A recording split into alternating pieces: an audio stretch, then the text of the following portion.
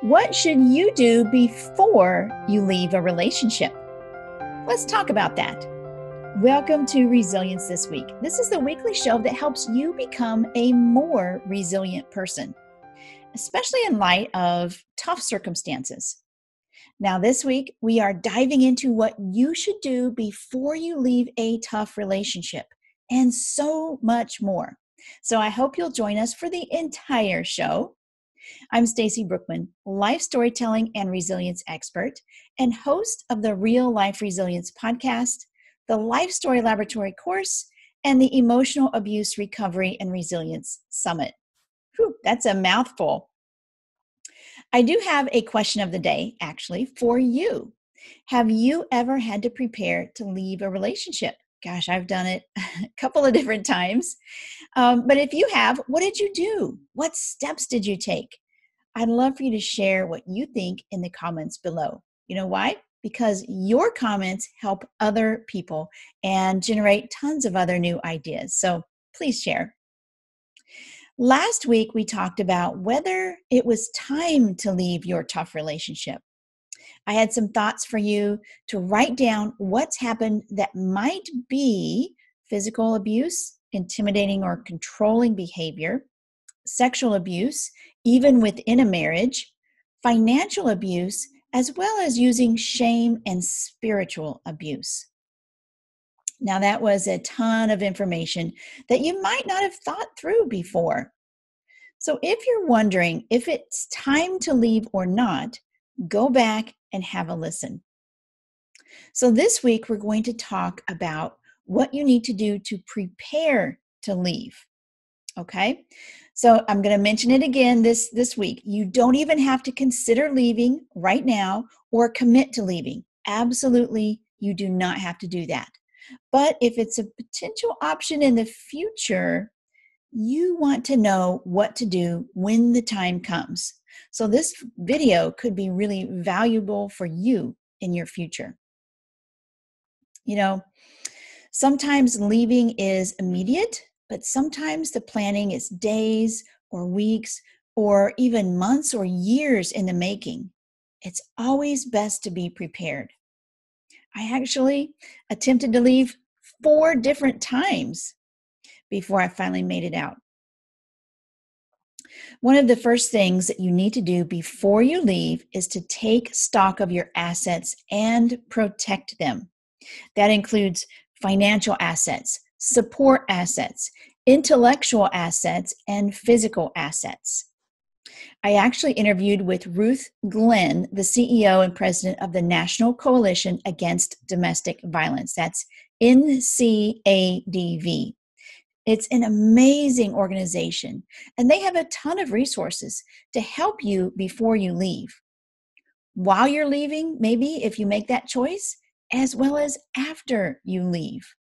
So you should go check out that website, NCADV.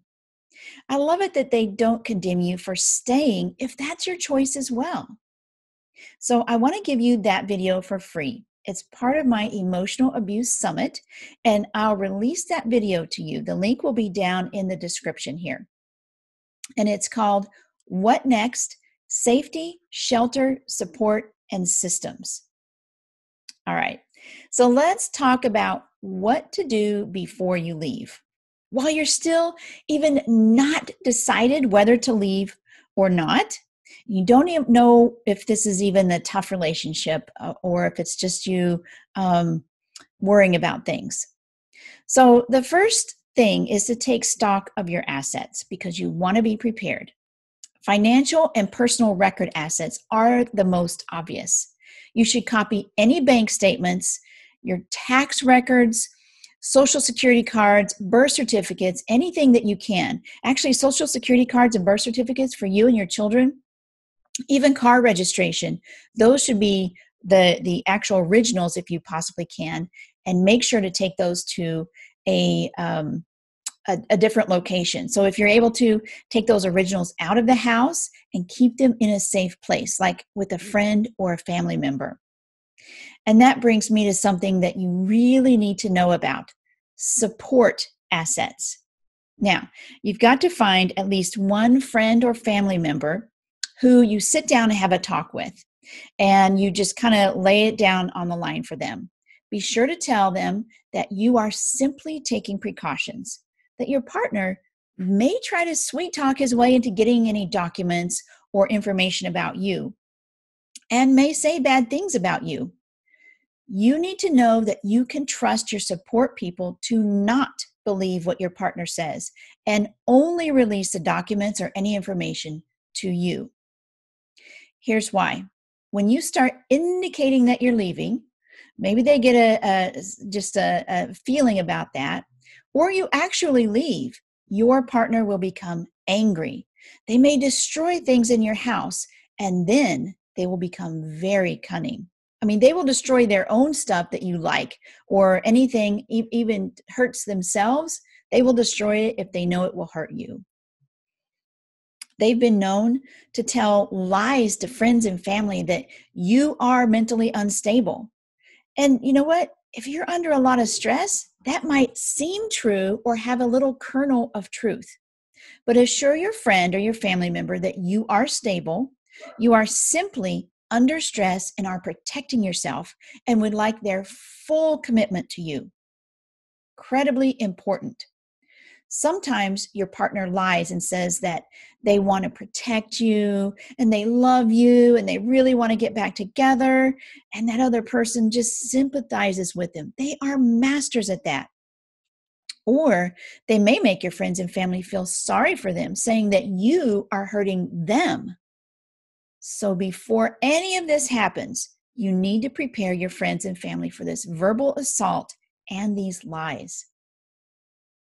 The ncadv.org website has a safety plan that you can print off and give to your friends and family, or give them the link that explains some of these things if it's difficult for you to do so. Actually, it has so many more things than I even thought about originally. So it's really great to share that. And I'm going to link that link below. Yeah, I'll put that link below. I could actually do a whole video on just that, how to prepare your friends and family. And if that interests you, let me know in the comments below. That or any video that you want in relation to this subject. I'd be more than happy to make those. Okay, so once you have your support assets, a few friends or family members who are solidly on your side and understand the importance of not believing the other person, you can take your financial and personal records to them for storage. Take a snapshot of your bank accounts at this point in time, and even take a snapshot weekly from here on out.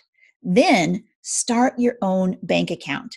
And you can do that at a different bank completely. In fact, I recommend it. Use your friend's address and simply put any money that you can into that account. If you can, change your employer's direct deposit, if you have that, to that new account, if you can do that without noticing. That's because you need to protect your financial assets. The next step is to secure your electronics. Actually, this is probably the first step to do before you get a new bank account. That means taking your phone, your computer, your tablet, whatever you have electronically, to a shop to see if it's been bugged, to see if it has a keystroke logger program on there or any app that you don't actually recognize. Have them remove it and wipe it and clean your electronic devices. My ex had actually put a keystroke logger onto my computer, so he had every password and knew every website I was on and every email I wrote. In fact, I was on a forum about borderline personality disorder, which I thought at the beginning this was it. It wasn't. He got on as me, trying to give people advice. Same goes for your phone and your texting. You can actually mirror a phone or a computer onto someone else's computer. Isn't that crazy? If you have left any of these devices alone, even for a moment, they can put these things on your electronics and then track you and know what you're doing. So be smart about this. Protect yourself. After you've cleaned your electronics by a professional, then change the passwords on your electronics and every single site you use. And you can actually do this if you use a password app like Dashlane. So what Dashlane does, and I know some of the other ones do as well, you put all your passwords in here and you have a master password that allows access to all the other passwords. And then you can mass change all of your passwords at once. They will change it up to some crazy things that no one would ever be able to guess. Now, with that being said, you've got to keep your master password secure. And you might think, oh my gosh, this is crazy. And of course it is. And it's happening to thousands and thousands of people all across the country who don't suspect their partner will go that far. Until it's too late. Then they realize they've been duped. Okay, moving on. Make duplicate keys for your residence and even get a universal garage door opener and program it. Again, store these in an off-site location. Another step is to notify your workplace. A lot of workplaces are very supportive and understanding. And if things are going to get difficult, which they might, they need to know, and you need to know that they support you. Often they'll have domestic violence policies where they'll prevent your partner from coming on site. So find this out ahead of time. You don't need to start it yet, but you need to find out what their policies are. Now, if you have kids, that makes, of course, all of this far more complicated. You might want to visit the school and let them know ahead of time that you may be leaving and give them an indication of what you've been going through so they can give extra grace to your kids. Also, talk with the secretary, the principal, the teacher, and let them understand that what you've been going through, and you might have to change locations, and you might have to take your kid out of school for a day or two in order to facilitate that. The next step is if you have precious possessions that mean a lot to you, be sure to sneak them out of the house at times he's gone. Of course, if they're out in the open, that might be a lot harder to do. Here's why. In an effort to break you down or control you when you leave, often these types of personalities will destroy your property. And like I said, they'll destroy their own property if you like it. I went to work one day and it was raining. And when I came home, nearly everything I owned that I cared about was in the backyard, in the dirt, in the rain, ruined. That's any scrapbooks, my childhood photo albums, everything I had made and everything my parents had saved in my hope chest for me, my hope chest that my father had made for me, completely ruined. We weren't even breaking up at that point. It wasn't even it was a tough relationship, but it wasn't even like at that point. And I was very timid. And when I tentatively asked what was happening, just kind of questioning, I didn't want to irk his anger. He said he was cleaning the house and he wanted to get those things out of the way, like it was the most perfectly normal thing. Even though complete common sense says that they would get ruined in the rain. So yeah, looking back, I realized it was a deliberate act to destroy the things I held dear. You might have experienced some similar stuff. Another time, he took every single photo and memento of our children together and stole them away. The scrapbooks I made, their birth certificates, their baby clothes that I saved away, their artwork, the little clips of hair, their first haircut, everything was gone. I never saw them again. The kids have seen them get ruined in his garage over the last 10 years, so they will never get them either. So, you also need to protect yourself emotionally and mentally. If you have health insurance, check out a therapist or counselor that can help you and be a great sounding board. Be sure to get a good one that understands trauma and abuse. Now, this is incredibly important because when you go to a traditional therapist, they're going to use techniques that are great, that are okay for normal people. But if you have a therapist that doesn't understand emotional abuse or have experience with it, they will not understand the depth of what you've gone through. This isn't your run-of-the-mill therapy session. You deserve somebody, a therapist or a counselor that understands exactly what you've gone through and will take you seriously. Sometimes it's hard to vocalize exactly what's happened. If they've been through emotional abuse or they've dealt with it before from somebody else in the past, they're going to know that there's a lot more under that tip of the iceberg. At some point in the future, you may need to get a protection order. So check into attorneys, find out what it takes and how they operate in your local area. When you speak with an attorney, and in this instance, again, it's crucial to have an attorney who has experience with emotional abuse. And with therapists and attorneys, call lots of them up, interview them. That's your right. For free, call them up and ask them about their experience with emotional abuse or domestic violence. These people know what these folks are like. They will take you much more seriously than a typical attorney. Again, don't be afraid to call around and ask. Otherwise, it's going to cost you big time. Now, the biggest thing that you may have to battle is your own mind. You'll make excuses like, it's not that bad, or he's sorry, he won't do it again.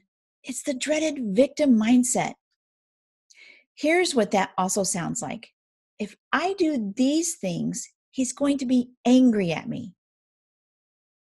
Here's the thing. His anger controls you, and he knows this. So he wields it to do just that.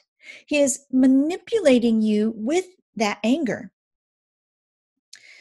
Okay, let's just pause right here. I know what you're thinking. This all seems so drastic. I may not even leave, and I don't want to rock the boat. Well, if you listened to last week's Resilience This Week, you remember that I asked you to start writing down the things that have happened. Writing down potential things that are emotional abuse, bullying, controlling behaviors. Those things aren't going to stop. They will continue. It is so much better to protect yourself and be prepared ahead of time than regret not doing so. Maybe you won't need to use these things that you're saving, but once these things are gone, it's nearly impossible to get them back.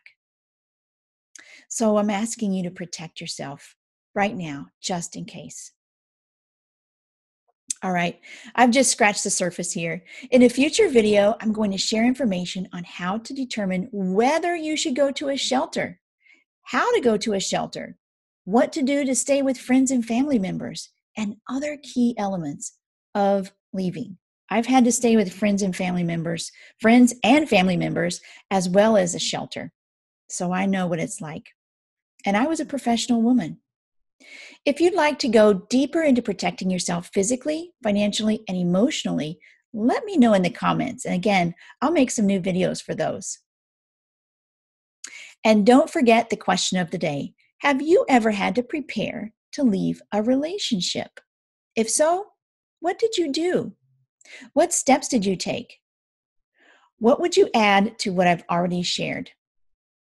Share what you think in the comments below, and let's brainstorm what other steps someone should take to prepare.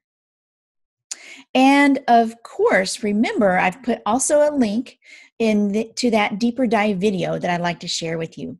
This is with Ruth Glenn from the National Coalition Against Domestic Violence.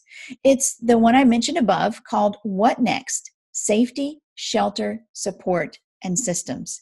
It'll be live for about 72 hours from now. And it's really an amazing, she goes really deep into this and into how to prepare to leave. I absolutely loved it. Again, for 72 hours, this is going to be available for you. And then you'll be able to find the link in the description of this video. I really appreciate all of my fans and you for watching this. I'm very thankful for everybody who also shares this with your friends or your family members who may want to be more resilient or who may just need this direct information. All right, that's all for now. I will catch you next week on Resilience This Week.